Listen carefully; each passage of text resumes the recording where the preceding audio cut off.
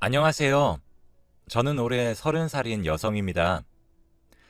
저는 서울에서 나고 자란 사람이에요. 집은 제가 기억하는 그 순간부터 경제적으로는 그리 모자람 없이 윤택한 편이었고요.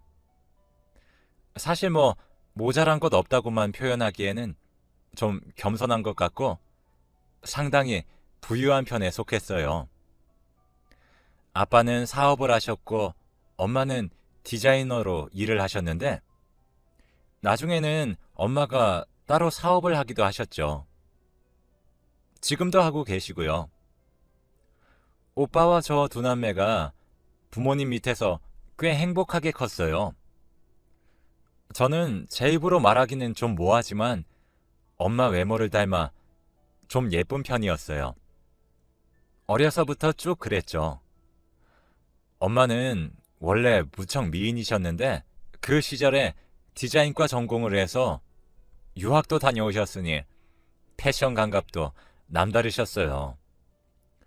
패션계에서 일하는 분답게 워낙 자기 관리도 잘하시고 언제나 체중 조절도 기막히게 하셨고요.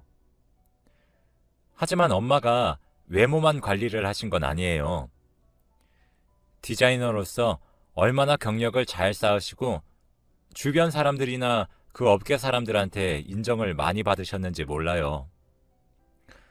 자기 이름을 건 브랜드를 내시고 또 그 브랜드가 성공을 거둬서 아직도 롱런하면서 여전히 잘 운영되고 있거든요.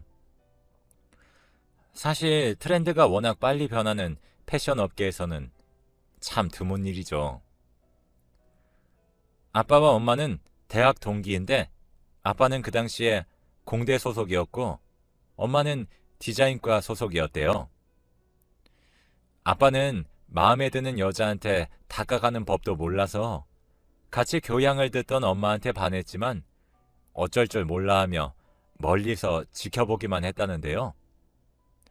엄마가 그걸 눈치채고는 바로 그 자리에서 낚아채서 데이트를 시작했다고 하세요. 나중에도 아빠는 온화하고 온순한 성격이라 저희를 다독여 주었고 엄마는 화통하고 목소리가 큰 편이라서 저희를 혼내고 훈육하는 쪽이었어요. 사실 엄마는 외가도 잘 살았지만 가난한 공대생이었던 아빠와 결혼한 거였어요. 정말 착한 아빠의 사람됨 하나만 보고 결혼을 하셨대요. 엄마와 결혼한 후 아빠는 자기 사업을 시작하셨고 저희가 태어난 지 얼마 되지 않아 아빠가 개발한 정보통신 기술과 소프트웨어가 대박을 치면서 경제적으로도 또 여유가 있어졌는데요. 엄마는 그래서 평생 남한테 단 한 번도 고개를 숙이거나 아쉬운 소리를 해본 적이 없다고 하시더라고요. 사실 제가 봐도 우리 엄마는 모자란 데가 없고 태어나서부터 지금까지 정말 꽃길만 걸어오신 분이에요. 하지만 그럴 만한 자격이 있다고 할 정도로 엄마는 능력도 있고 성격도 호탕하신 분이죠. 저는 그런 엄마, 아빠 밑에서 유복하게 자랐어요. 저도 학교에서 제법 공부를 잘하는 편이었고 오빠도 마찬가지였는데요. 오빠는 딱 아빠를 닮아서 온순한 이과생이었고 저는 엄마를 닮아서 좀 성격이 센 편이었어요. 오빠는 명문대 의대에 들어갔고 저는 경영대로 들어갔죠. 대학에 들어가니까 선배며 동기며 남자들이 호감을 보이면서 저한테 다가오더라고요. 하지만 사실 고등학교 때도 저는 남자친구를 사귀어 본 적이 있었고 들어가서 만난 남자애들도 그렇게 막 대단하게 여겨지진 않더라고요. 제가 그 얘기를 엄마한테 하니까 엄마가 마구 웃으시더라고요. 아니, 얘, 나도 그랬다. 나도 대학 때 들어가자마자 들이대는 애들이 너무 많아서 어처구니가 없었어. 너 지금 상황이 그때 나랑 똑같아. 아, 슬슬 좀 지겨우려고 그래. OT 때 벌써 나한테 쪽지 주고 간 남자애는 그렇다 치고 동아리 어디 갈까 간 보는데 남자 선배들이 왜 이렇게 나한테 자기네 동아리 오라고 끌고 가려고 하는지, 그것도 동방 소개해준다면서 손잡고 가려고 그러잖아. 진짜 싫어. 네 동의 없이 너 털끝 하나 건드리려고 하면 정강이를 걷어 차버려. 네가 그놈 머리통을 깨놔도 엄마가 책임져 줄 테니까. 알았어요. 대학이 이런 곳인 줄 이제 알았네. 엄마는 어떻게 이런 데서 아빠 같은 사람을 골랐어요? 엄마는 그 말에 또 한참이나 웃으시더라고요. 20살짜리 어린 딸이 심각한 얼굴을 하고 묻는 게 사실 얼마나 재미있으시겠어요. 엄마는 간신히 웃음을 그치고 좀 진지한 표정으로 말씀하셨어요. 글쎄, 잘 보다 보면 괜찮은 애들이 가끔 있어. 오히려 겉으로 잘하고 막 그런 애들보다 좀 소심하고 얌전한 애들이 좋을 때가 있지. 아, 그렇구나. 그런데 뭐 다 그런 건 아니니까 잘 판단해야 해. 소심한 애들이 또 속으로 못난 놈들이 있으니까. 네, 알았어요. 나도 아빠 같은 사람 찾아야지. 저는 아빠를 참 좋아했고 정말 사람으로서 존경했기 때문에 제 남편도 아빠 같은 사람이면 좋겠다고 생각했어요. 엄마가 아빠를 골라냈다면 저도 할 수 있을 거라고 생각했죠. 그래서 저는 소심하고 얌전한 남자아이들을 주로 눈여겨보았어요. 물론 그 중에서도 저를 좋아하는 동기 남자애가 하나 있어서 그 애한테 눈길이 갔죠. 같이 교양 수업을 듣는 애였는데 그 수업은 워낙 인기가 좋아서 수강 신청하기도 힘들고 가서 좋은 자리를 맡기도 힘들었어요. 교수님 수업도 재밌고 점수도 잘 주시고 앞에 앉아서 눈도장 찍으면 다른 수업에서도 잘 대해 주셨거든요. 그런데 그때 제가 그 수업에 들어가니까 그 남자애가 좋은 자리에 앉아 있더라고요. 사람이 많으니까 앞자리에 앉으려면 일찍 와야 했는데 그 남자애는 미리 와서 얼른 들어온 거였죠. 저는 좀 게으른 편이라 그냥 뒷자리 중 불편한 곳에 앉을 수밖에 없었어요. 하지만 그때 그 애가 제 이름을 부르더라고요. 여기, 이쪽으로 와. 그곳에 그 애가 잡아놓은 건 한 자리뿐인데 그냥 인사하려는 건가 싶어서 그냥 다가갔어요. 그러더니 그 남자가 일어서더라고요. 너 여기 앉아. 이 자리 너 주려고 맡아놓은 거야. 뭐? 그럼 네 자리는? 저 뒤에 친구가 한 자리 맡아놨어. 그의 친구가 잡아놨다는 자리는 뒤쪽에 아주 불편한 자리였어요.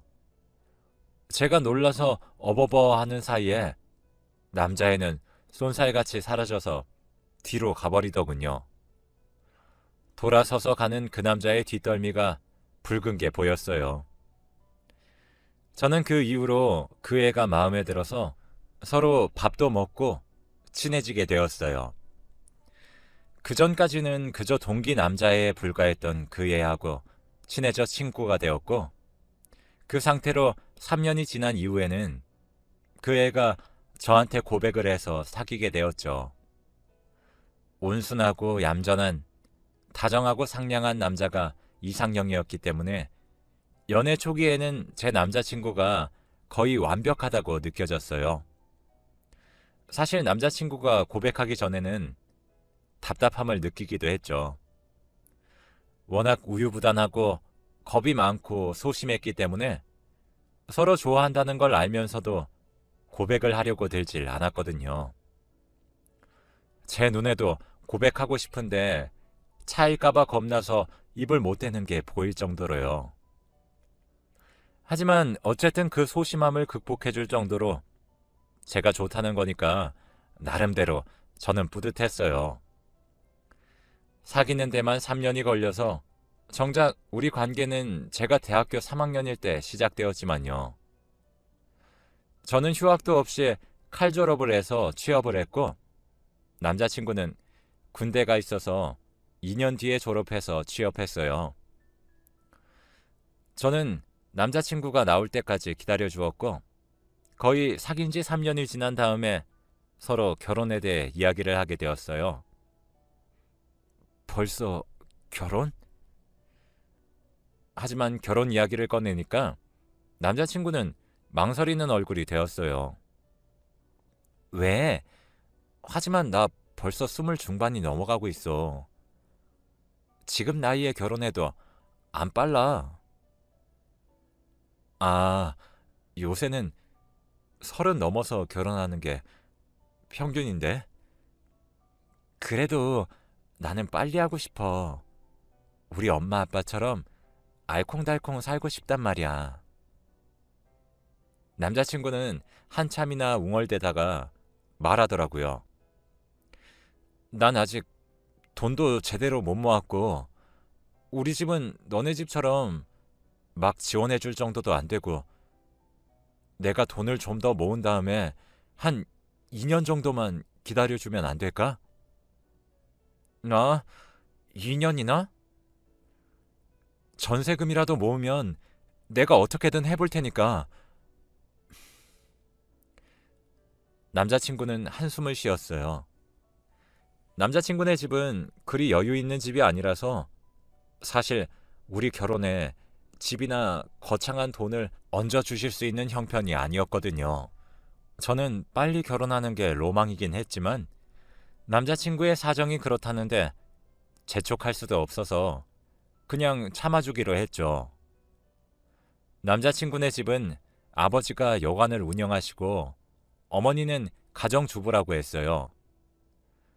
남자친구는 자기도 모르게 어머니가 간혹 돈 받으러 시장에 갔다는 말을 하곤 했는데 말하고서는 꼭 아차 싶은지 입을 다물곤 하더라고요. 아무래도 일수놀이를 하시는 것 같았는데 뭐 어쩔 수 있나요? 엄마도 저희 아빠만 보고 결혼했으니 저도 그럴 수 있다고 생각했어요. 남자친구는 여전히 좋았고 제가 같이 갈 사람은 어쨌든 남자친구였으니까요. 그래도 어쨌든 남자친구는 성실히 생활하는 것 같았어요. 2년 동안 남자친구는 자기가 돈을 열심히 모으기는 하던데 집에서 자꾸 돈을 달라고 하셔서 빠져나간다고 돈 못 모으겠다고 우는 소리를 하고는 했죠. 저는 좀 이런저런 핑계대는 것에 질리긴 했지만 그래도 그 사람이 저하고 떳떳하게 결혼하려고 저렇게 노력하는데 이 정도 징징거림은 받아줘야 할 것 같아서 함께 고민도 해주고 투자 방법 조언도 해주었어요. 저는 투자를 제법 잘하는 편이었거든요. 그런데 투자 조언을 해도 별 소용이 없었습니다. 자기, 그거 저번에 내가 말한 주식에 넣어봤어?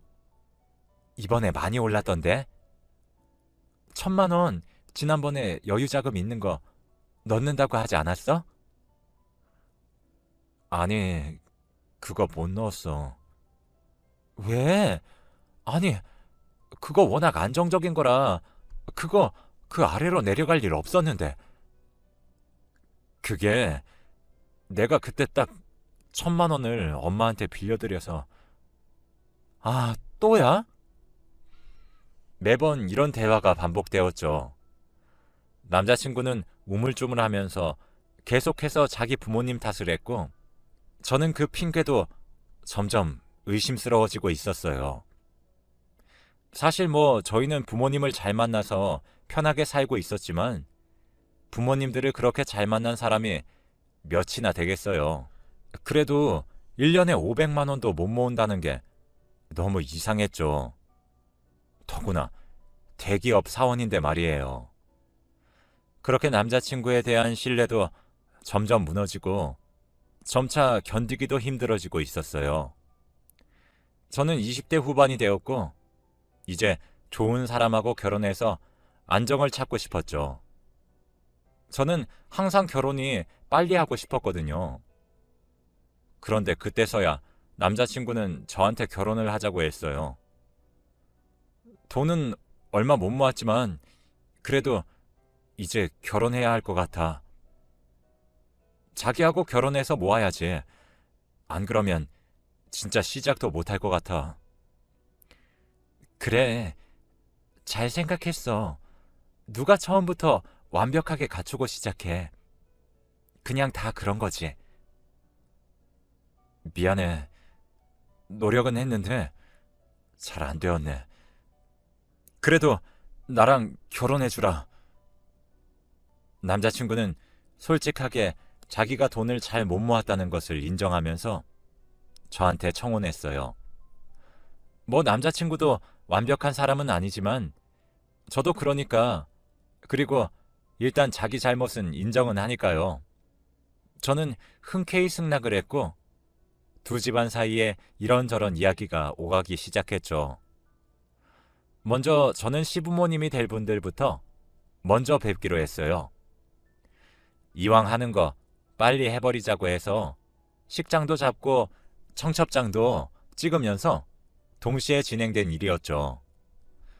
시댁 가서 가볍게 밥 한 끼 먹고 인사만 드리는 거였는데 어머니는 뵌 적이 있지만 아버님은 처음이었어요. 남자친구 부모님 댁은 작은 빌라였어요.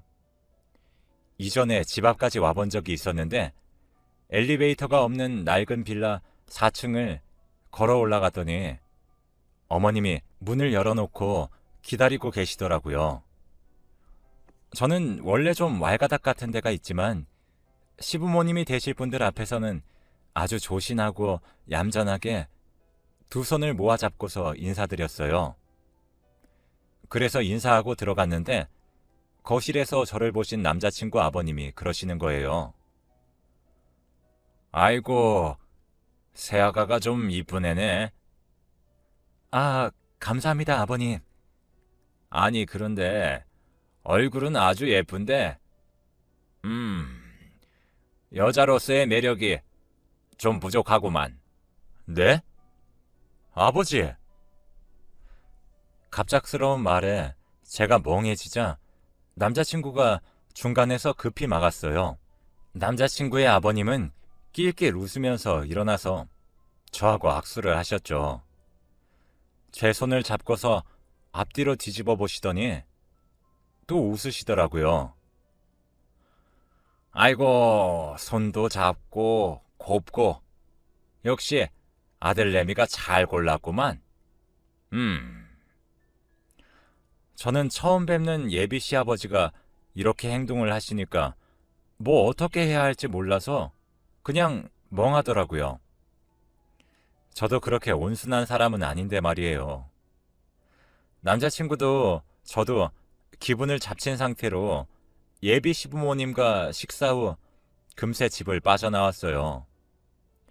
어머님은 중간에서 어쩔 줄 몰라 하면서 당황하셨고 아버님은 자기 행동에 화를 내는 아들한테 또 본인이 화를 내고 있었죠. 저한테는 이런 상황에 잘 중재해야 좋은 며느리라고 이상한 조언 비슷한 걸 하면서요. 저는 그냥 화가 난다기보다 저희 어머님이 너무 가엾더라고요. 저런 아버님하고 같이 평생을 사셨을 걸 생각하니 그 와중에 저한테 식사 대접한다고 준비해 주신 식탁이 너무 맛있고 정성스러워서 더 그랬어요. 남자친구가 저를 데려다 준다고 차에 탔을 때 잠깐 정적이 감돌았어요. 남자친구는 계속 제 눈치를 봤어요. 미안. 아버지가 좀 그런 쪽으로 아무 생각이 없어서 하고 싶은 말씀은 그냥 다 하시고. 아, 할 수 없지 뭐. 내가 애초에 자기만 보고 결혼하는 거니까. 저는 일단 감정을 추스르고서 그렇게 말했어요. 남자친구는 그 말을 듣더니 금세 싱글벙글하면서 자기 아버지에 대한 좋은 면을 마구 늘어놨어요. 제가 그냥 참겠다는 말을 듣자마자 아버님에 대해 좋게 말하는 걸 듣고 있으려니 기분이 안 좋았죠. 아버지, 저런 말만 아니면 좋은 분이셔. 그러니까 너무 걱정하지 마. 그리고 뭐 사실 그렇게 큰일도 아니잖아. 좀 거슬려서 그렇지. 남자친구는 대화 끝에 웃으면서 그렇게 말하더라고요. 저는 그 말에 좀 의아해졌습니다. 그렇게 큰일이 아니라니. 조금 거슬리는 정도라니. 처음 만나는 며느리감한테 대놓고 성희롱을 했는데 남편 될 사람이 그건 별거 아니라고 말하는 게 정상인가 싶어서요. 악수하면서 손바닥을 그게 질 나쁜 성희롱이라는 것 정도는 저도 알고 있었거든요. 어쨌든 지금은 참고 상견례 때 어떻게 행동하시는지를 한번 보기로 했어요.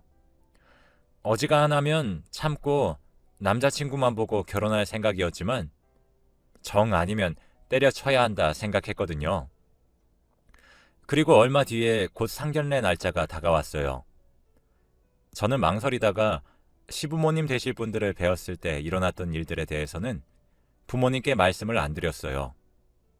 상견례 때 멀쩡하고 나중에도 괜찮아서 결혼을 무사히 하게 되면 괜히 부모님만 가슴 아프고 걱정하시게 될 것 같아서 그런 거였죠.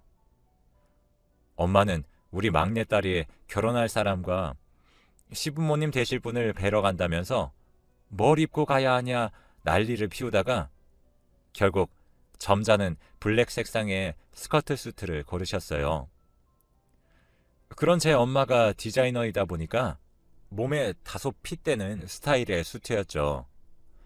저는 외모가 엄마를 닮긴 했지만 좀 마르고 가느다란 타입이라면 엄마는 체격도 조금 있으시고 상당히 글래머러스한 느낌이었어요. 그래서 몸에 붙는 블랙 수트를 입으니 자연스럽게 무척 매력적으로 보였죠. 아빠도 그런 엄마의 모습을 보면서 아주 흐뭇하게 웃으셨어요.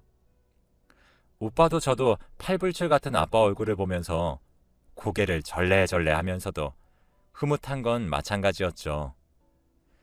우리 가족한테는 엄마가 입은 옷이 평소보다 무척 점잖았고 사실은 객관적으로 봐도 격식 있는 자리에서 입을 만한 옷이었어요. 예, 대체 너희 예비 시부모님 어떤 분들이시니? 넌 왜 지난번에 배워놓고 엄마한테 제대로 말을 안 해? 상견례 장소로 가면서 차 안에서 엄마가 저한테 자꾸 물어보시더라고요.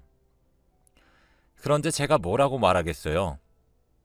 거짓말하기는 싫고 그렇다고 솔직하게 말할 수도 없고 저는 그냥 애매하게 웃을 수밖에 없었죠. 그냥 시어머니 되실 분은 얌전하시고 음식 솜씨도 좋으시고 좋은 분이신 것 같아. 성격도 순하신 것 같더라고. 아버님은 솔직히 잘 모르겠고 아예 사실 시아버지 자리보다 시어머니 자리가 100배는 중요하다. 어머님 괜찮으시면 그냥 오케이야. 엄마는 예비 시어머니가 좋은 분이라는 말에 기쁜 듯이 고개를 끄덕이셨어요.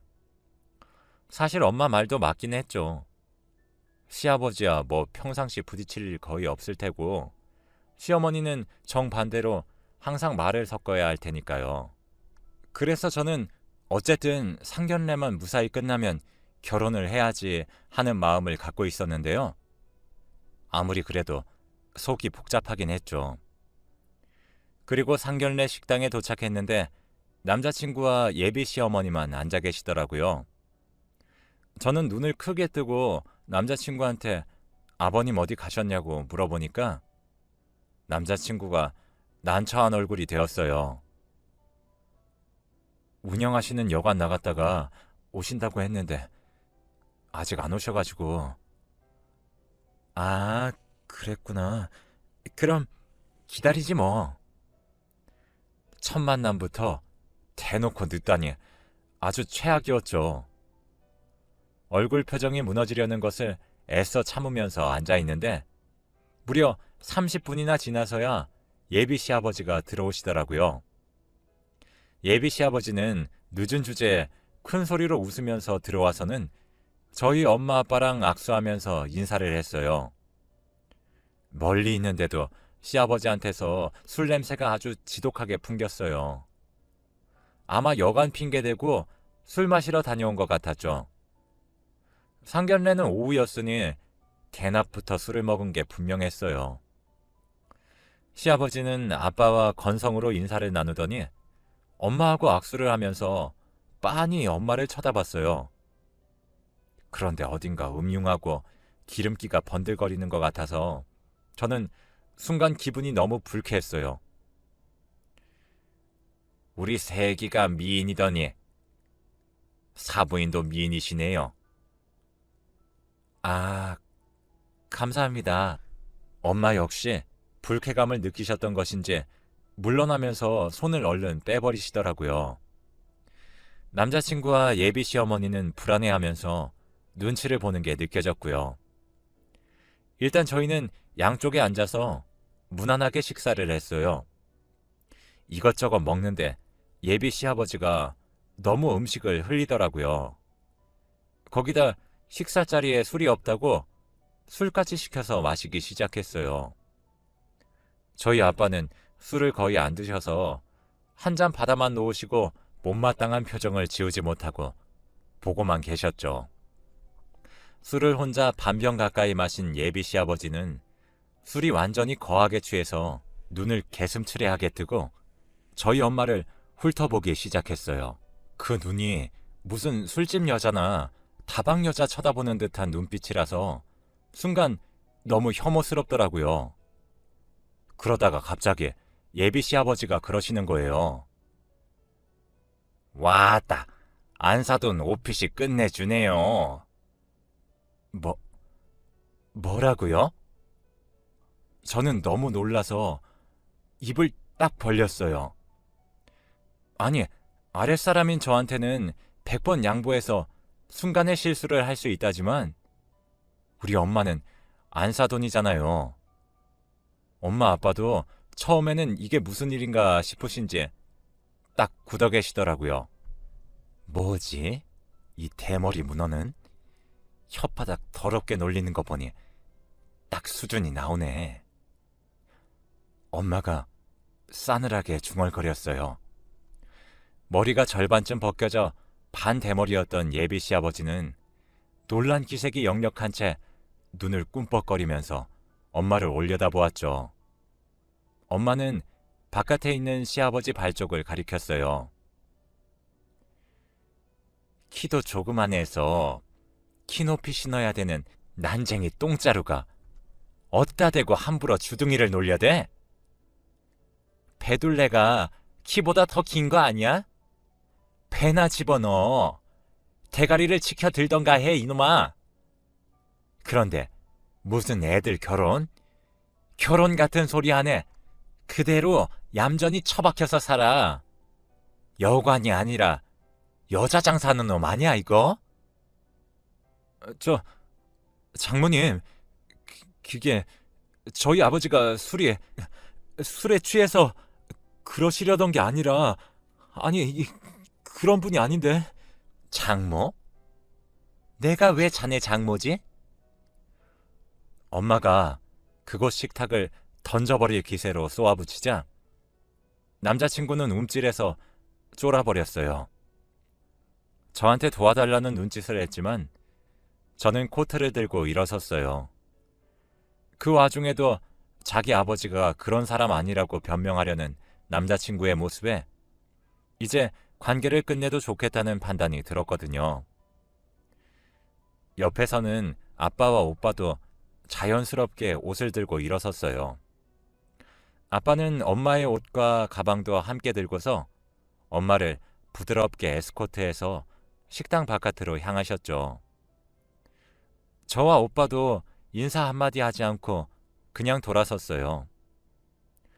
저희가 나가는 중간에도 전 남자친구의 식구들은 아무런 말도 못하고 있더군요. 사실 거기서 불쌍한 건 어머님 한 분뿐이었지만요. 빨리 탈출하셨으면 좋겠더라고요. 그래서 그 후 저희는 식장 예약을 잡아뒀던 것도 모두 취소해버리고 찍었던 청첩장은 죄다 파쇄해버렸어요. 남자친구한테서는 미친 것처럼 연락이 왔지만 아예 차단해버렸고 집 앞까지 쫓아왔을 때에는 엄마가 나가서 거의 2시간을 세워놓고 아주 눈물이 쏙 빠지게 혼을 낸 다음 돌려보내셨죠. 저는 오히려 생각했던 것보다 평온했어요. 이전부터 낌새가 있어서 먼저 파혼에 대해 저도 모르게 마음의 준비가 되어 있었는지도 모르겠네요. 물론 어느 정도 마음고생이야 했지만 그래도 좋은 인생 경험했다 치려고요. 애초에 처음 만났을 때 그 정도 이상으로 쎄하면 그 예감은 틀리지 않는다는 것도 알았고요. 제 사연은 여기까지입니다. 진짜 몇 년 안 된 아주 따끈따끈한 이야기였어요. 다시 돌아봐도 어처구니가 없는 일이었네요. 들으신 분들이 부디 즐거우셨기를 바라면서 제 이야기는 이만